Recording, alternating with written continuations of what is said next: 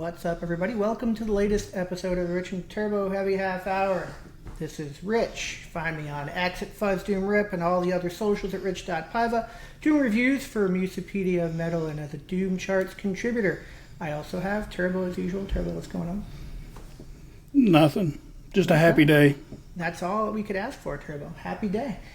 We are happy because we have Lorquin's Admiral on the show with us. We have Nick, Dandy, and Dawn from the band, and we're just so happy to talk about the new self-titled record that dropped a couple of weeks ago, and just kind of hear a little bit about it. There was a build up to it. I think, Dandy, you shared a couple of things with me.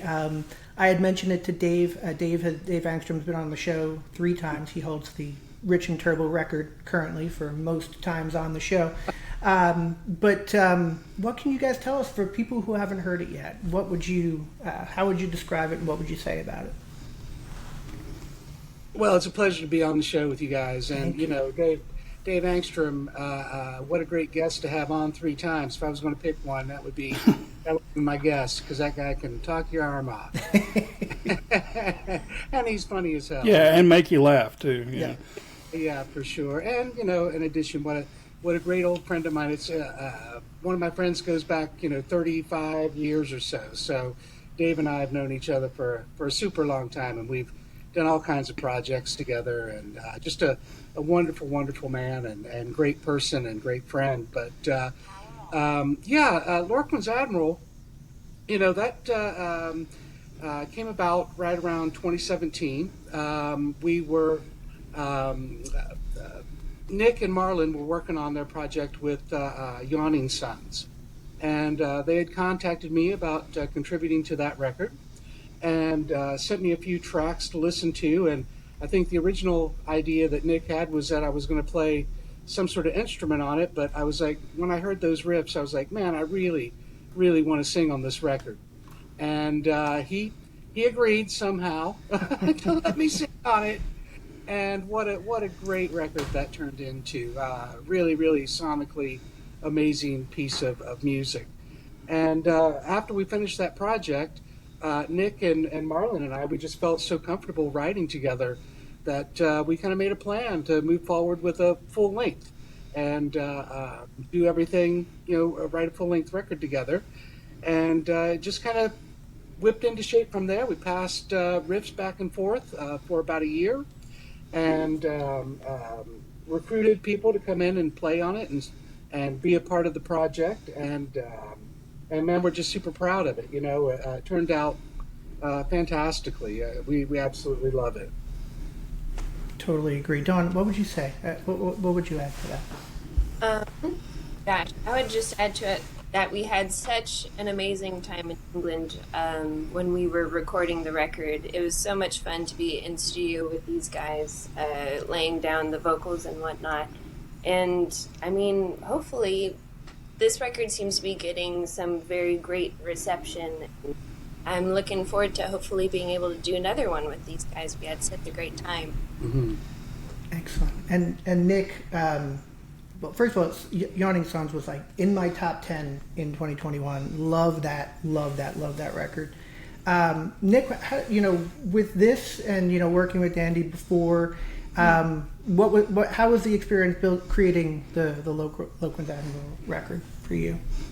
Yeah, was really enjoyed the process of working with Dandy on Yawning Sons. It's always been a very inclusive, collaborative project where we've reached out to people. The first one was we reached out to various different people for vocals, and then when reaching out to Dandy, it was kind of I had a feeling that he would be into collaborations because I'm into the music as well. I'd listened a lot to Orquesta del Desierto when I was growing up. Me and my friends listened to it, and there was a long list of people that were involved. We were like, oh wow, sometimes getting everyone together in one place to play on a record is an achievement in itself, let alone making the record itself. And I kind of just felt that if we gravitated towards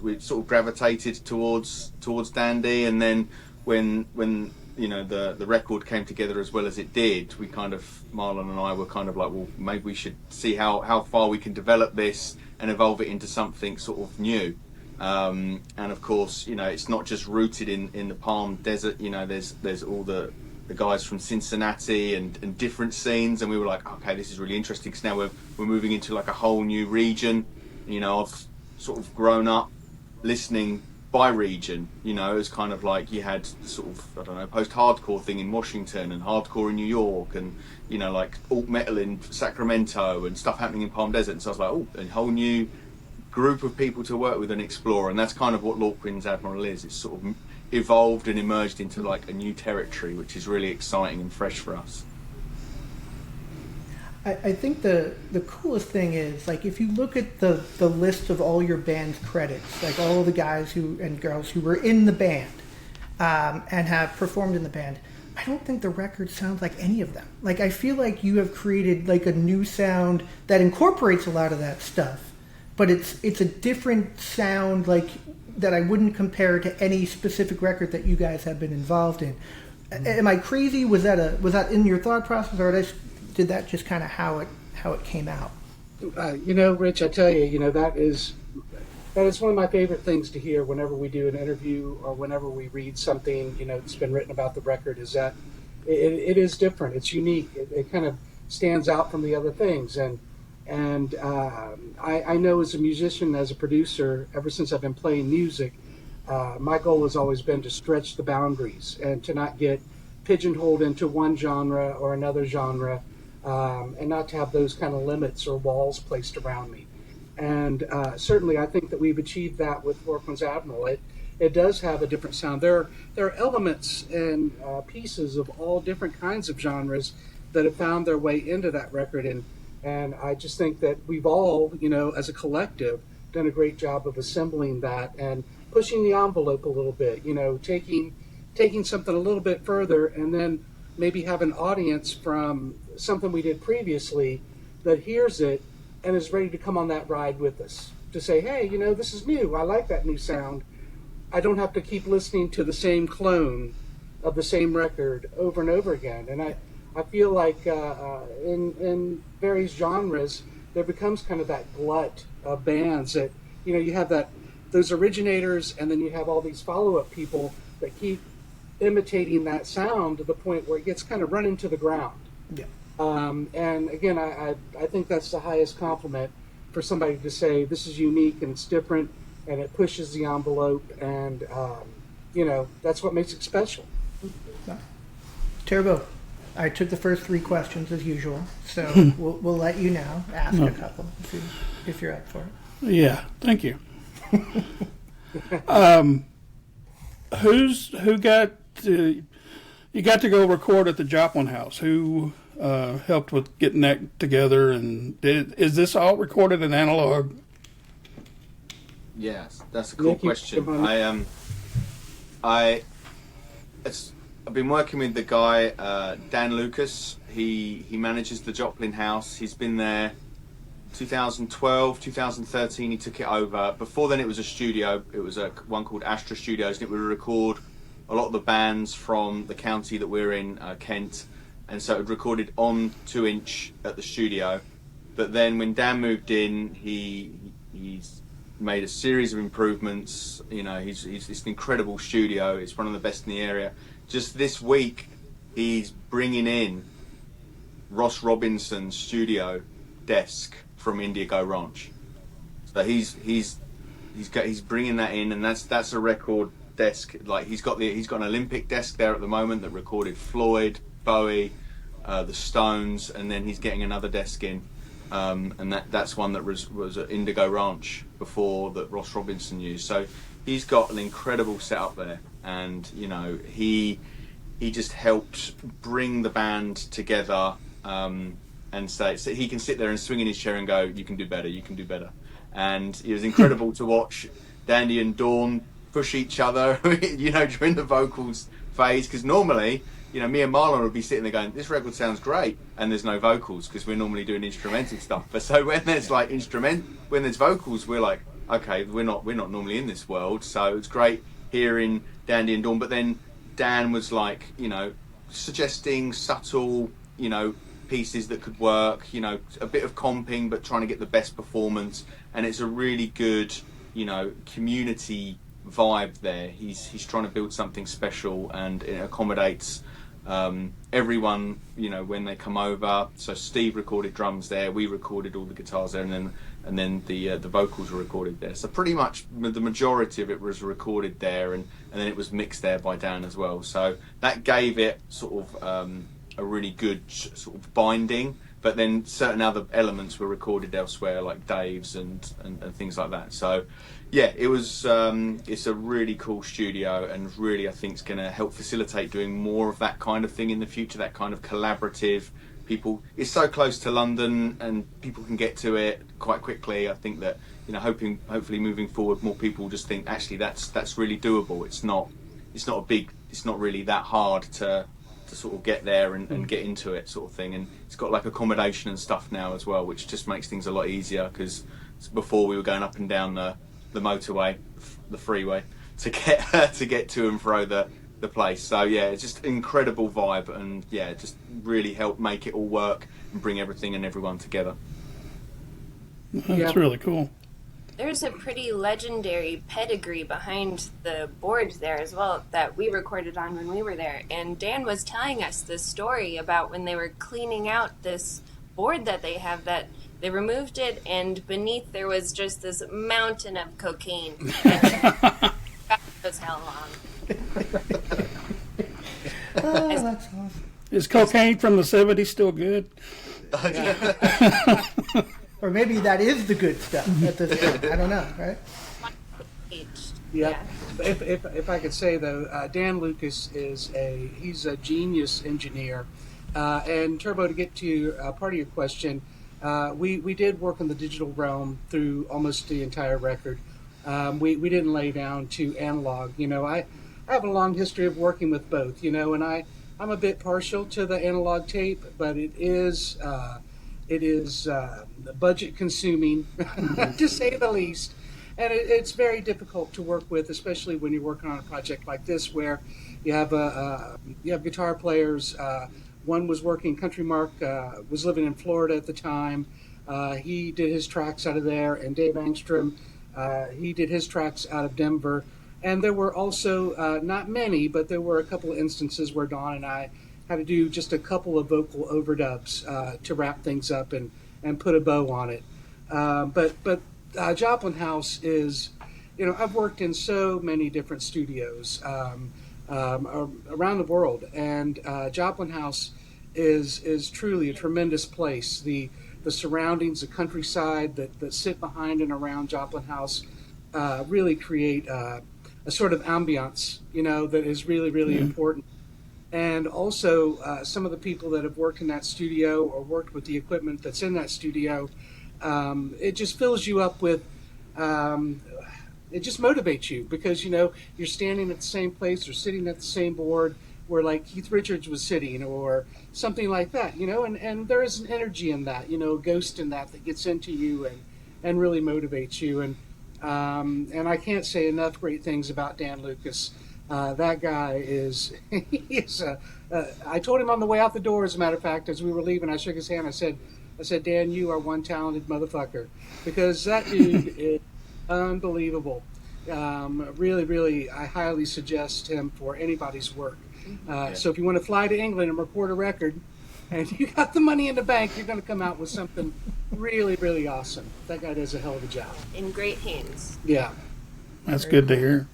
Yeah, I was interested in you mentioned Country Mark, and I'm looking at the page now, he did some recording out of Ocala, so it sounded like at one point he was like a neighbor of mine. I don't know, he said he was in Florida. Is he still a Floridian? Is he still living down here? Just recently moved up to South Carolina, of all places. I was like, Florida, you're really stepping up there, brother. But no, Mark is, I have known Mark, another friend of mine. I've known him since the early 80s, if I don't want to age myself too much, but we go way back. And that guy's worked on just about every project I think I've ever done. He is a hell of a guitar player. sonically, he creates these beautiful landscapes as well with guitar and the way he plays. He's just always been an integral part of my projects, and just such a super friend. You know, when I left Cincinnati, he also moved out to the desert at the same time and worked on the Orquesta del Desierto records with me and helped to write some of that stuff. Just a tremendous, tremendous person. And, you know, I talk to him probably every couple of weeks, you know, still to this day, you know, 40 plus years later. How do you pronounce? I have never been able to pronounce Orquesta. Orquesta. He's from Tennessee, so bear with him. Bear with him. And you know, living in the desert, when I would pronounce it, I would get some giggles from the natives there. You know, it's so funny because I get so associated with desert music and that kind of scene. But you know, I'm Kentucky. I'm Kentucky, southwestern Ohio guy. I think Dawn is the only native desert person on the album, you know. So yeah, it's funny. You get sort of identified with a certain genre, and you get identified to go back to an earlier response or a certain area. But you know, I'm not from there, but I spent ample time there. I spent 20 plus years living in the desert, and it was a trip, man. It was an absolute trip living out there. You put your time in. I did. I did, but you know, desert folk, My grandfather did. desert folk are real. They're real protective of their heritage out there, you know, and they're real protective of their music scene, and certainly they take great pride in what was created there and the sounds that came out of there, and you know, I totally respect that, you know, and I got lucky to work with a lot of folks while I was living in the desert that once again really expanded me musically. And that's always the journey I'm on, is to keep pushing the envelope, keep finding new ways of delivering sounds that are interesting. Speaking of Cincinnati, and Nick, this is going to go to you. You have a 90s alt rock superstar in your band, Steve Earle, who played on. I was just listening to Afghan Wigs Gentleman the other day, and Dave tells some very funny Steve Earle stories on our show. But Nick, had you worked with Steve before and as a rhythm section, or is this the first time? And you know, how do you guys kind of gel? Yeah. Well, Stevie, I met him when he first joined up with the Afghan Wigs. I was in a band in high school with Greg Dooley. And we kept that band together called the Black Republicans for about 3 years. And at the end of that group, I really didn't know what was going to happen with that band. You know, it was a punk rock kind of experience. We had developed a little bit of a following, but I wasn't really sure if I wanted to continue to do it. So I ended up saying, okay, I'm going to go off to Ohio University. I'm going to go pursue a degree for a while. And so I left the band, and immediately when I left the band, John Curley, the bass player, came in, and Steve Earle came in, and Rick McCullum came in, and I remained great friends with all those guys, you know, but they immediately changed their name to Afghan Wigs. And from there, they just exploded, man. I mean, they really had some great early records, you know. Gentleman, I think, is just such a tremendous record, and Greg Dooley, he's a very, very complicated person, but what a great songwriter and great lyricist. There's no doubt about that. And so, as I said, I remained great friends with them. When I did a couple of semesters at Ohio University, I came back to finish my degree at the University of Cincinnati, and we all lived in the same house together. And that also was a hell of an experience, because as they got onto Sub Pop Records, a lot of bands that were on Sub Pop would pass through. When they would come through Cincinnati, we would open up our house for people to sleep on the floor and things like that. So a lot of those bands from Sub Pop I got to meet, you know, there in my living room.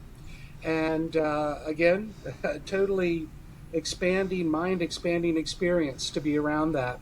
And went over and helped the Afghan Wigs. I roadied for them a couple of times in Europe. which was tremendous. Early on, boy, they had so much energy, and it was just such a great live show. And from there, I just stayed friends with Steve, And after Steve left the Afghan Wigs and decided to move on, do his own thing, he and I just continued to work together. And that's another guy that's worked on, I would say, just about every project I've done, outside of Orquesta del Desierto. He didn't work on that one, but all my solo stuff and the Fizz Fuzz that Dawn and I do together, he's worked on all of that with us. And now he is dyed-in-the-wool member of Lorquin's Admiral. He is a great drummer, funny dude, and he'll have you in stitches, man. You get him and Angstrom in the same room, it's hard to not pee your pants, It's that kind of scene. Yeah, just a couple of things that Dave told us on the show. It was Yeah. And when Steve Earle was laying down his tracks for Lorquin's Admiral, we were actually in Paris, and so Nick and Marlon had him to themselves, and so I'm rather interested to hear what went down while we were gone from Nick. So he hadn't been, I don't think Steve had been to England for a while. So we spent most of our time just doing Spinal Tap impressions. That was it. And then he was doing his own Spinal Tap impressions, and then and so we were talking to him. The band and everything is sort of located in Kent, where we rehearse and the studio. But sometimes I spend my time sort of close to Reading. And I spoke to him about his time when he was last over, but he said he played Reading Festival. And I said, oh yeah, I'm pretty sure you were quite high up on the bill. He goes, oh, I can't remember. So I brought up the bill, and a couple of my friends were there who are a bit older than I am, and they said that it was a really windy day, and they said that they couldn't really hear anything. And then Helmet came out, and they just sort of straightened the sound out for Helmet, and they were really loud. And then the Afghan Wigs came out, and they were really good.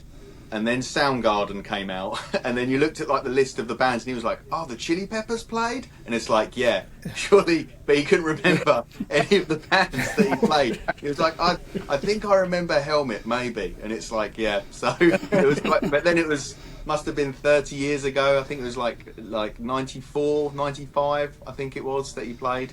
But yeah, it was just great to have him there, and in the studio itself when we recorded,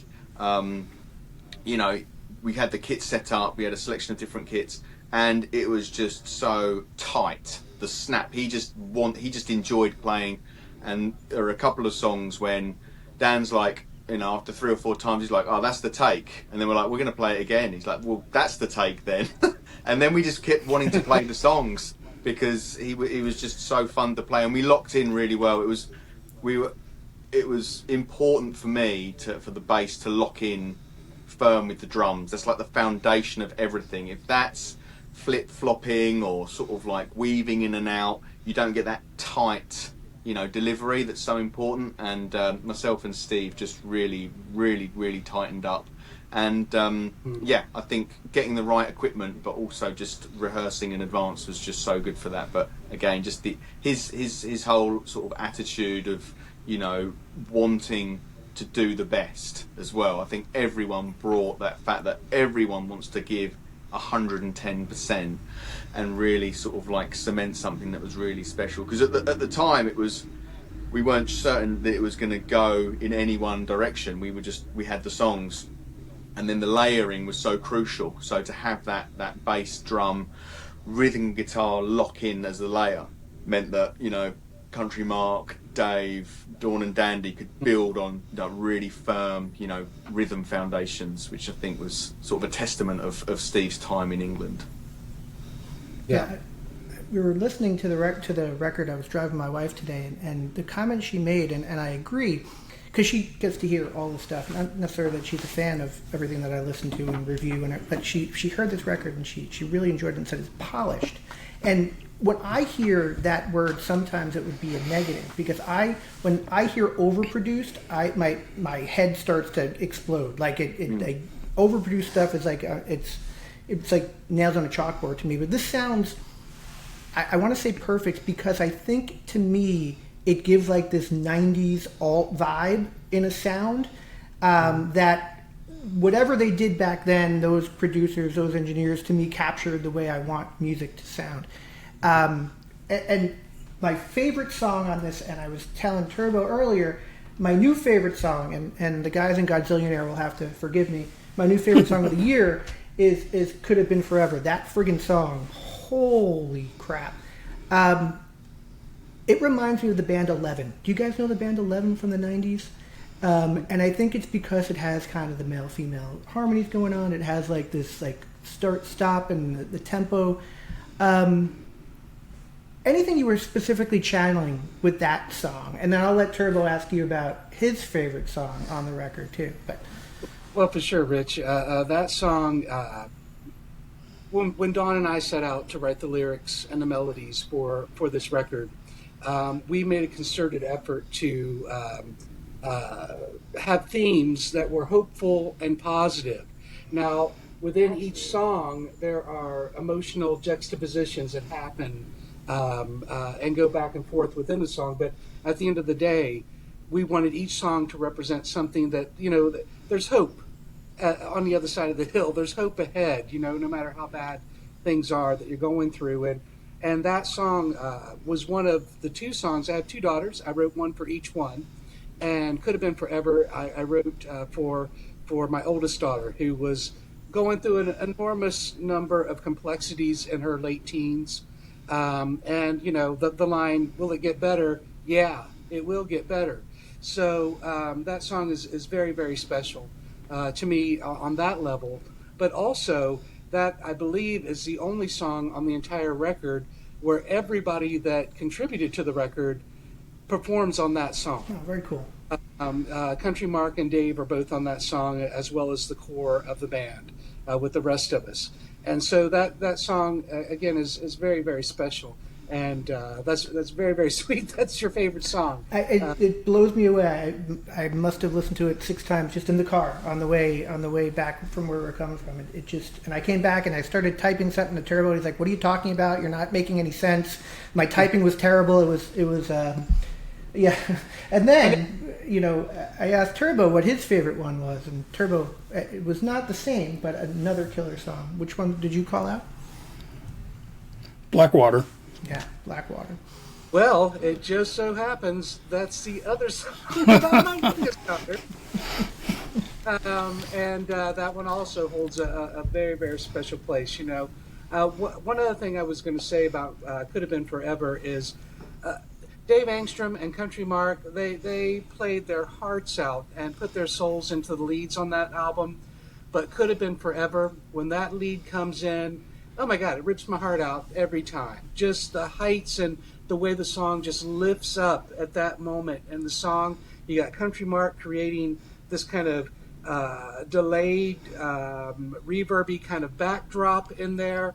And then Dave, just the way he bends the note into that lead, it's just beautiful. It brings tears to my eyes right now thinking about it. I'm on the record. Love it. Blackwater, again, another tale of going through incredibly complex things in my youngest daughter's life, and just trying to say, let's try to get past the black water that's rushing by us, because eventually it's going to be clear again, and we just got to keep reaching for positivity, and reaching for things that are optimistic, not pessimistic all the time. And, if we can talk our way through it, we can find those optimistic days, ahead of us. And so I'm pleased as punch that those are your two favorite songs, because those really do hold a special place for me personally. That's awesome. So, do have to ask, there's a My Blue Wife and a My Blue Husband on, tracks. Which is very cool, and I didn't even realize it right away until I was driving and I was looking at the names of the songs, and I'm like, interesting. How did that come to be, and did you share writing duties in those? And I'm looking at you guys as the couple here. I don't know if any more people were involved in the writing of those, but just what I'm assuming is that was something kind of personal to you guys? Yeah, so that was a bit of a writing exercise, you could say, where we wanted to gift each other some songs in which we could kind of exchange some lyrics to one another. And so that was what came to fruition from that practice. And I'm really happy with how they turned out. And it seemed to be something that people really tend to gravitate towards, those two songs. And I think they turned out really well. Yeah. It was a gift exchange between the two of us. I love it. That's awesome. Yeah, we get asked about those songs in just about every interview too, because people are like, is there something hidden? Is there something, some secret that you're sharing in these two songs? And it's just like, man, those are the most straightforward lyrics on the entire record. They're just expressions of how Dawn and I, the passion that we share between us, the love that we have between us. And they are, there's so much sexual energy that moves between those two songs. And I think people just kind of gravitate towards those, not just because of the sexual energy, but I think in part because of that, but also because, there's this element within those songs, a representation of a relationship that is built so strongly upon trust and so strongly upon love and passion that I think, people want to believe in that. People, there's so much negativity that surrounds us all the time, especially right now in this era, where everybody's just attacking everybody all the time. And to have songs that represent something that is deeper and more important than that, and to be able to hear that a couple such as us, a married couple, express such emotion and love for each other through those songs, I think that's important. I think it's important that people walk away with the positivity that we're trying to deliver with this record. It's not like I've never written a negative lyric before, or a doomy lyric, or something, that was an expression of how down I felt about something. But again, we made a concerted effort for this album to lift people and to lift people's emotions and make them feel better about their lives, not worse or caught in the sameness, if you will, of negativity. There's just so much of that right now. It could have gone a lot differently, right? When you have a song that you're getting, but it like so. Once I saw the names of the titles, it just kind of cemented like the positivity of how confident you are in your relationship, and that is a very, very cool thing that I don't think a lot of people have, or a lot of people would be, I guess, confident in expressing out to the world in some cases too. So I thought that was very, very cool. Nick, do you have a favorite song on the record? Turbo and I gave our favorite songs. Do you have a favorite song that on this one? I think emotionally, I think Burn and Heal emotionally for me is an important song, because the riff that Marlon and I the initial driving riff was one that we had initially penciled in to do with Karma to Burn, and Will Meekham unfortunately died. He passed, and I had the riff, and I was just like, need to it's not going to be able to go back and do all the things that we've done that were amazing with Karma, and started writing the song, gave it a certain sort of direction, and then when it went to Dawn, there was some challenges there bringing the lyrics together, but then when she did it and found the melody line and broke through, it turned into a whole new thing. And so it emerged like a phoenix. It closed the door on something that was an important chapter musically, and for me as from a person, I had to say goodbye to Will on his deathbed. I couldn't go to the funeral because of COVID, but then this song is a whole new song. It uses the foundation of that, creates a whole new beautiful vocal melody, and then when you hear Dave's guitars, his tone locking in, it's a whole new thing. And it was like a cathartic sort of moment, not just for me, but for Marlon and from everyone on our side. So that song emotionally for us was just huge, and really important. And then just musically, I think just My Blue Husband is just phenomenal. You know, initially it was going to be played slower, and then Steve Earle in the studio was just like, how about we double it up? And that's what gives it that pace, and it just cuts through everything. And again, just the vocals on that song, it's really driving, and it's sort of, again, there's a nod to where we've come from, but just the vocal style, the delivery, and the harmonies just take it somewhere else. So yeah, I've cheated there. I've said two, but one's a musical, one's an emotional. I think what I'm finding about, as I talk to you guys about this record, that I'm liking it and loving it even more, given how deep like these things are. I had no idea about the story that you just told about that. It makes perfect sense listening to it now. It's amazing. And it's going to give me a different kind of headspace to listen to that song the next time I do.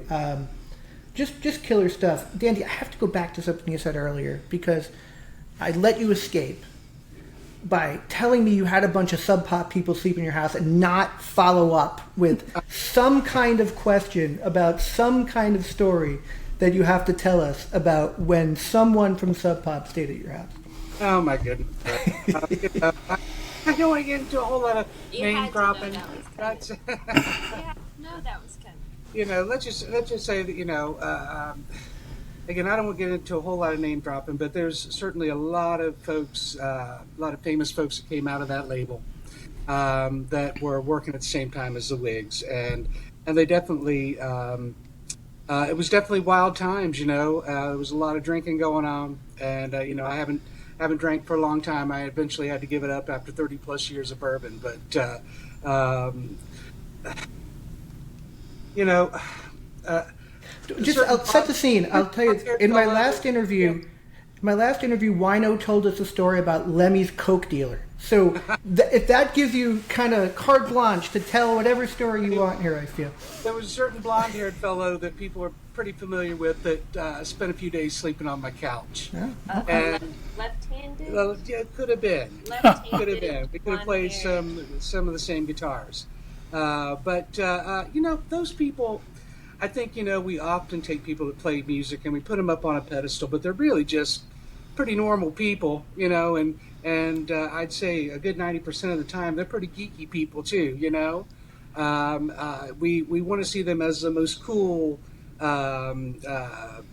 most entertaining people in the world, but you know, most of the musicians I've met, or a lot of them, are kind of to themselves and you know, quiet until they get up on that stage, and then they let it all out, you know, and the music begins to speak for them and represent the inner workings of their soul on stage. But definitely, man, I can't really go through a whole lot of name dropping. I just don't want to go in that direction. I get it. You have a missed opportunity to say that you shaped, informed, and influenced the whole 90 music era. Yeah, coming through your house. Absolutely. I did not discover the Big Muff. I did not, you know, I didn't invent anything about that era, but I did meet a whole lot of great folks and had a lot of fun doing so. It to your point, like putting musicians on pedestals and whatnot. We had, I don't know, we were lucky enough to get Gary Lee Conner from the Screaming Trees on our show, and it was just so cool. He talked to us for like an hour just about everything, about Lanigan, about, you know, how much he hates the Spin Doctors, which we were all very excited to talk about.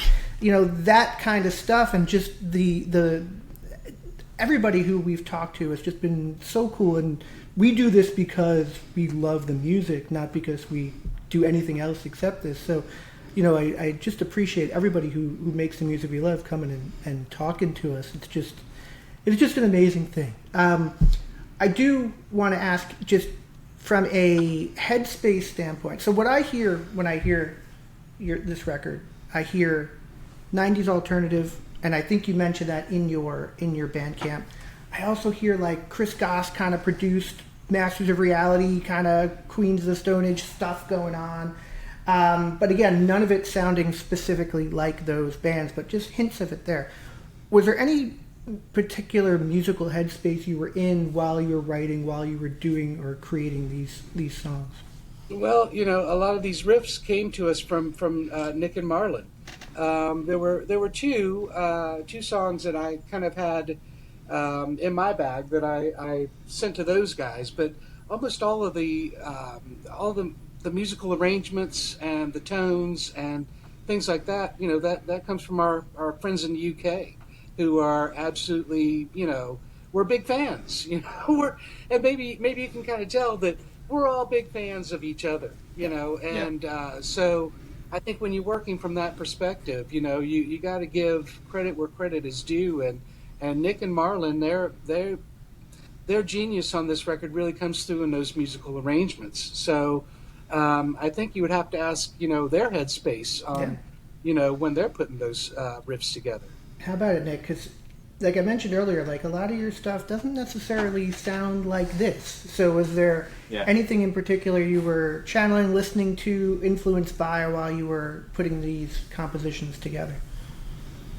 So with the exception of Burn and Heal and that one particular opening riff, everything else was pretty much written specifically, and I think that it was to try and generate as much space as we could, and not be like here's a completed track with all the riffs and all the solos, and in a way we almost just wanted to create a stripped back instrumental soundtrack that people could fit into and make their own and create an identity. So I think I feel more that we try and paint something in black and white, and then everyone else fills in the colour.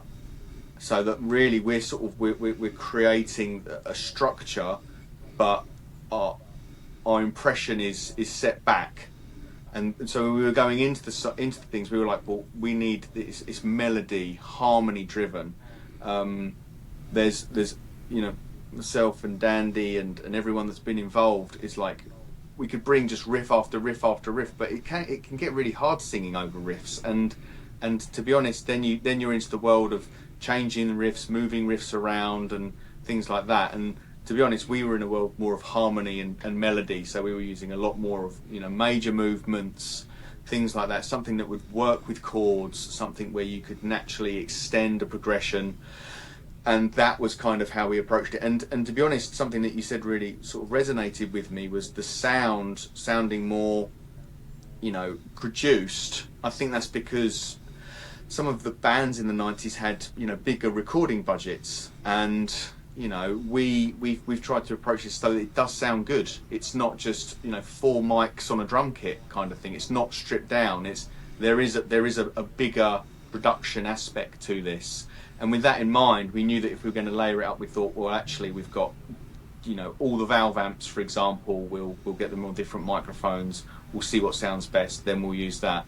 And so basically, it was thinking melodically and harmonically, I think, from the beginning, and then bringing the best equipment, knowing that we were going to be recording it at a really good studio. And I think that that's helped create something that's got a nostalgic vibe, but actually is very much a now moving forward kind of record. So I think that's a really nice thing you picked up on there around the production aspect, but equally like just that vibe. It's that's kind of, I think, in the kill zone for where we were aiming for. Thanks.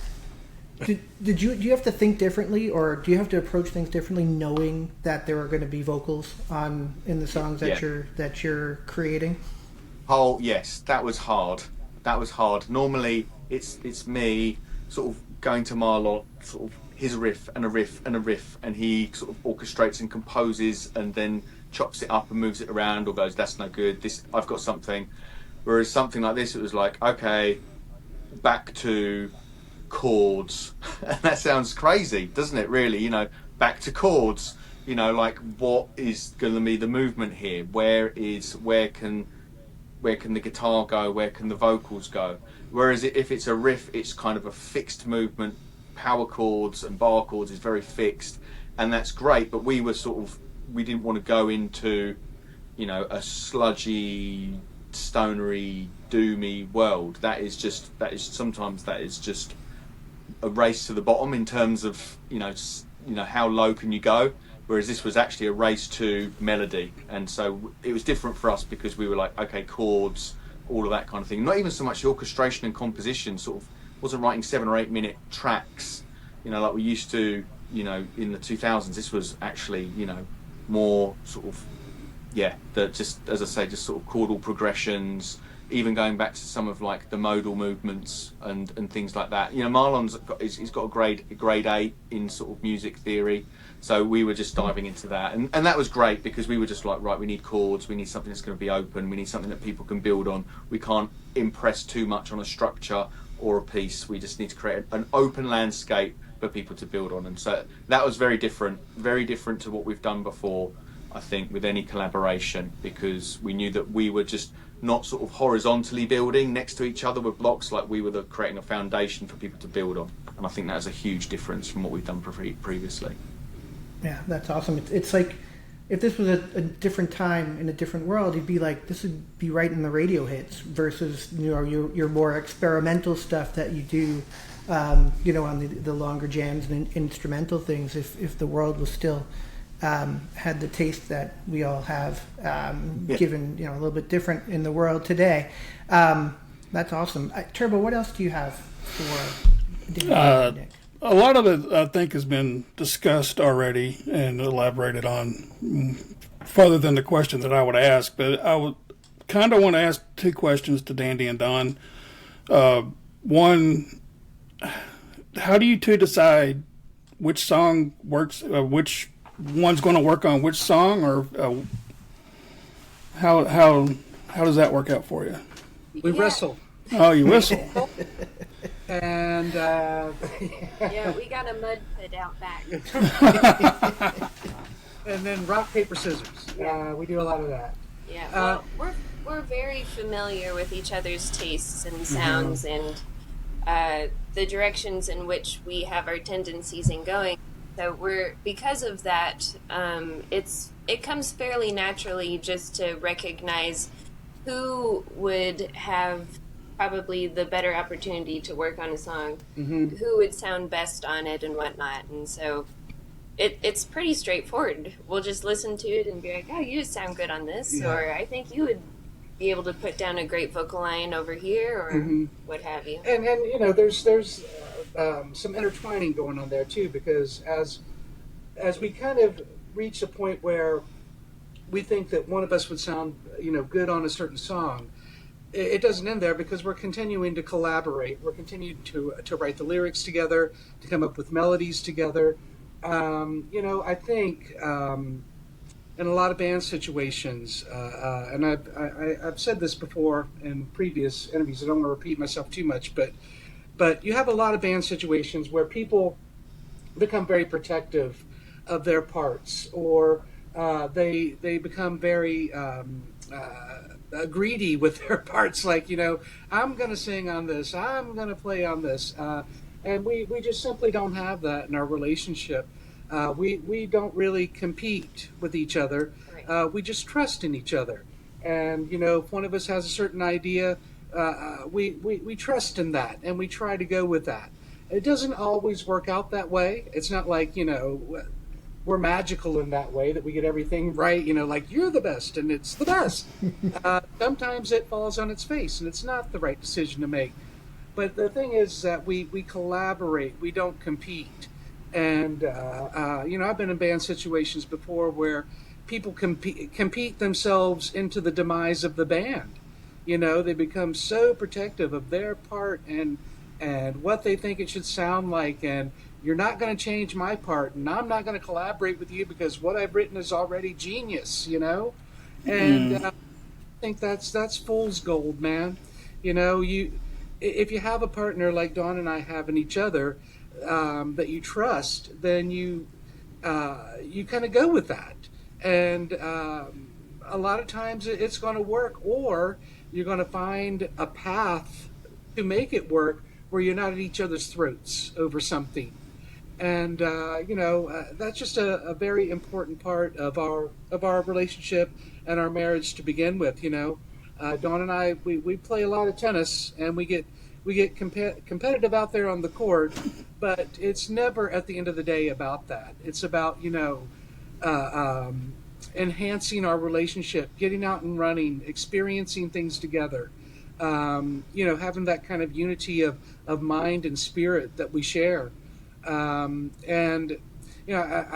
always tell people there are people out there that love each other just as much, but there ain't nobody out there that loves each other more than my wife and I. I think that's very important. That's important to Lorquin's Admiral. That's important to the vibe that we've created with Lorquin's Admiral. And there are going to be haters out there that hate us because of it, but go ahead and hate because we ain't going to stop loving. You might as well get used to it. Who's winning in a 3-match set of tennis? Like, who's winning? Today I lost, man. Today I lost. I won the last 5 in a row, but Dawn is tremendous. She's a tremendous player. You fought very hard today. That's how we came together. I had the audacity, after not playing tennis for 20 years, to challenge her to a match, and she had gone through her youth with playing team tennis and was like 62-3 or something like that, and I just thought, okay, I can take her on the court, and it was the most humiliating sporting experience I've ever had in my life. It was very brave of you. Yeah, and you were very charming though. I almost broke my arm trying to dive for the ball, and it was crazy. But after 8 years, of playing together, I've brought my game up to where I can win maybe 25% of the time. That ain't bad. He's risen to the challenge, for sure. Yes. You've become quite the formidable opponent, I would say. But yeah. I would say 2 out of 3, she's going to take, 2 out of 3, but I'm going to get that 1 in. It's a special relationship when you can have. I'm a competitive person. My wife is competitive. I don't think we would be able to talk to each other for a few hours after getting into a heated tennis match, and especially if she beat me, I would be a big baby about it for sure. There's no doubt about it. Turbo, was there a second part of your question? I felt like you were going to say something else too. The 2 videos that you have done for this album, whose idea, production-wise, did y'all produce them yourselves, or was there somebody that came in and did that? So we've a little studio in our garage here. It's my photography studio, it's my painting studio, it's my everything studio. Mm-hmm. And we just took my digital camera out there, and we spent a few hours over the span of a couple of weekends. Mm-hmm. And we shot them completely ourselves in the garage, and I stitched them together in our apartment on my computer here, and so they're completely in-house produced. As far as ideas, ideating and scripting out the flow of what those videos are going to be, that was also a collaborative process between the two of us. I would say Dandy had a lot to do with the initial seeds of the ideas of what the videos should be, and then on a production standpoint, since I'm familiar with cameras and whatnot, I was able to take his idea and then make it into a reality in producing it in our garage. Right. Now I'm coming with ideas, that are way more complicated that we can produce in our garage, and Don has to kind of put the brakes on me a little bit and be like, okay, well, we can maybe do that, but just stand here in front of the green screen and move around a little bit, right? And we'll see what we can do with that idea. But Dawn is far too modest. She's a genius artist. Mm-hmm. Her photography is tremendous. She is her reputation in this area continues to grow with her portfolio. She's worked with some great photographers around here that have taken her under their wing, and she is tremendously talented. And hopefully I'm not embarrassing you too much. Not too much. But the front cover of the album is phenomenal. Yeah. All of the art, the illustration, the photography that Dawn has done is a huge visual, artistic impression. It's curated the music into a visual format, and it's, that's all Dawn, and it's mm-hmm. phenomenal, and so pleased with, the way it's turned out, but also just the music, the creative curation that Dawn has brought to that. It's really has been phenomenal, and we've been so pleased to see it all come together, because it's so much hard work. Visual media, it's relentless, visual and photography, and working to bring all these templates together for various physical formats, and just we were just, it was just brilliant. It really has been an all delivering sort of piece of work. So yeah, just thanks so much, Dawn. Again, every time I get the chance to say it, I will, because we're just so happy, because it was so great. Oh, I can't wait to have a physical record in my hand. I think that's going to happen relatively soon. Yeah, I was going to say, folks should go. Don't believe us. Go to her art website, which is it's just my name, DawnMarieBrown.com. You can find all my photographs there. Very easy. There you go. Awesome. Speaking of other stuff that you guys do, obviously there are other bands that you're involved with, so I want to just ask maybe a little bit about what's going on with you guys in addition to Lorquin's Admiral. Nick, I know you have you've been and are in multiple projects. Anything coming up soon that we should look out for? Yeah, thanks. We just restarted Sons of playing live, so I'd taken some time away from playing live, but now we're back playing live again, so that's good. We played Desert Fest in May. That was a kickstart. We're trying to get dedicated, so it's me, Marlon, and then Andy on keys, and then trying to sort of see where we take the drums in terms of long-term next recording project, because Steve, not Steve L, but Stevie B from SOC, he stepped away for the time being. And we probably...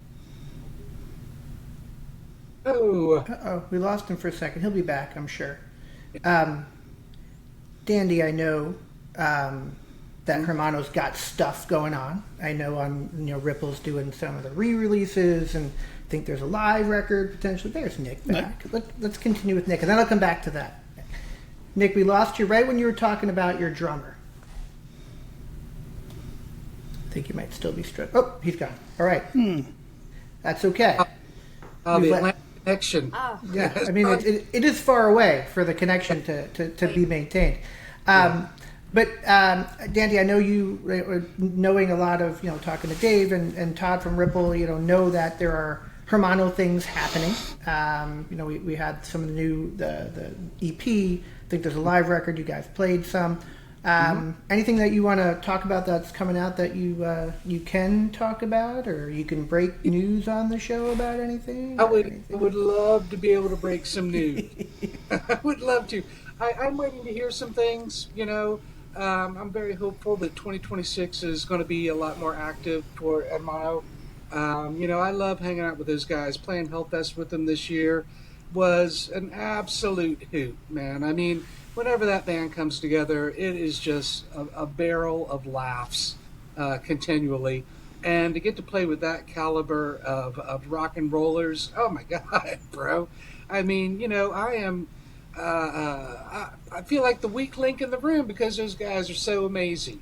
I do keep my own. I keep up with them. But, yeah, you do.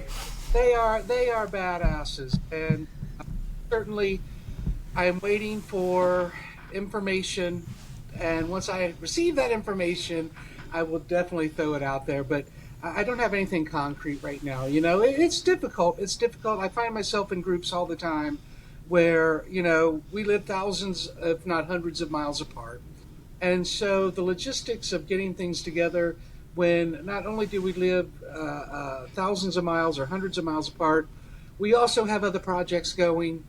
And for Hermano, that has always been, we're family, but we're a family that has all these other things outside of that family that occupy our time. So when the window opens, we try to get through it, but it's so rare that we can get that window to come open.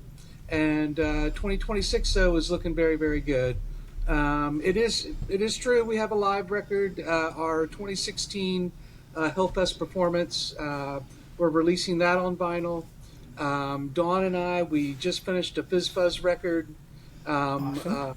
about 8 months ago, and we're mixing that right now, and it is the next step in the progression of that band. It's sounding really, really tremendous. I think it's going to be our best work yet. And Wait, did you just say you're working on a new Fizz Fuzz? We are. Okay. We are. Sorry, I was distracted for a second. Yeah, I really like the first two albums, so I'm looking forward to that. But yeah, that's another thing. It's a quirky kind of thing that we do, and again, kind of different than anything else that we do. But we love that project to death, and the new record is really, really shaping up very nicely. So I think 2026 is going to be a tremendous year. We're putting out the feelers. We're seeing if we can try to get a Lorquin's Admiral performance or two together. But again, that's something that I would think by the end of August we're going to know a whole lot more about all that stuff. Yeah. Excellent. And Dawn, how about you? I know you have your photography, you have Fizz Fuzz, you're extremely busy with all this stuff, beating Dandy in tennis consistently. What else? Anything else that you have going on that you want to mention? Well, I'm always keeping myself busy with my photography. I work at a what would you call it? It's like a photo lab. Like back in the day, they had the 1 hour photo where there's a laboratory you can send your film.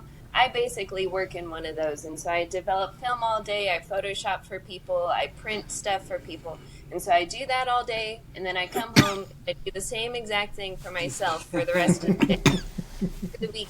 So I'm all the time. I'm just completely submerged over my head with rolls of film that I got to scan or develop or what have you. And so I'm always busy. I'm always busy with the visual arts, but I wouldn't have it any other way. Excellent. And Nick, before we lost you for a minute, we were up to the part about the drummer. You were talking about drummer.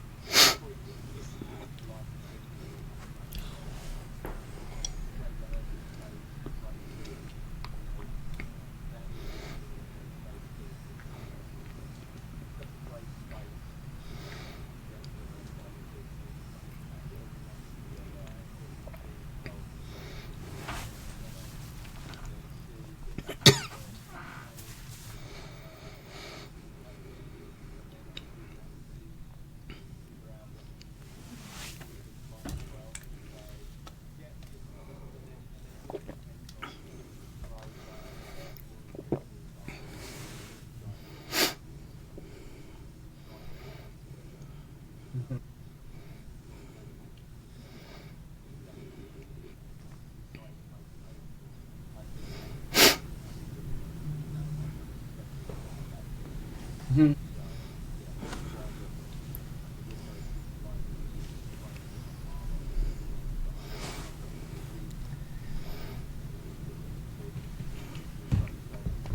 Love it. And I want you guys, when the Fizz Fuzz record comes out, please come back on the show. Please come talk to us about that. Would love to. We've had 40% of Hermano on the show now, so no pressure to get Hermano to come on the show at some point. Dave said Johnny might do it at some point, but that would be probably the toughest nut to crack there. But come talk to us about your other stuff. This has been awesome. You guys gave us over an hour. Thank you so much. It's so cool. The Lorquin's Admiral record is out. Go get it. You can buy the vinyl from Argonauta Records, I believe, right? Argonauta haven't had it in my hands yet, but I can't wait to have it in my hands. And I'm not saying this because I have them on the show, but this is a bona fide album of the year candidate for me, without a doubt. And I think Turbo feels very similar. Without speaking for him, I will in this case. But we love the record. So. Let us say that we are so appreciative of being on the show, because what you guys do is so phenomenally important to the music scene. Getting the word out about new music, definitely having people on to promote what they're doing, and just what you're doing is incredibly important, and we totally appreciate it, and thank you very much. Yes, you're providing idol service. Thank you. Thank you. That's why we do it. It's fun. Love talking to you guys, and congratulations on the record. And yeah, I look forward to talking to you guys again. Thank you so much, and have a great Sunday. Thank you. Good to see you guys. See you Good later. to Good to see you, Nick. Bye bye.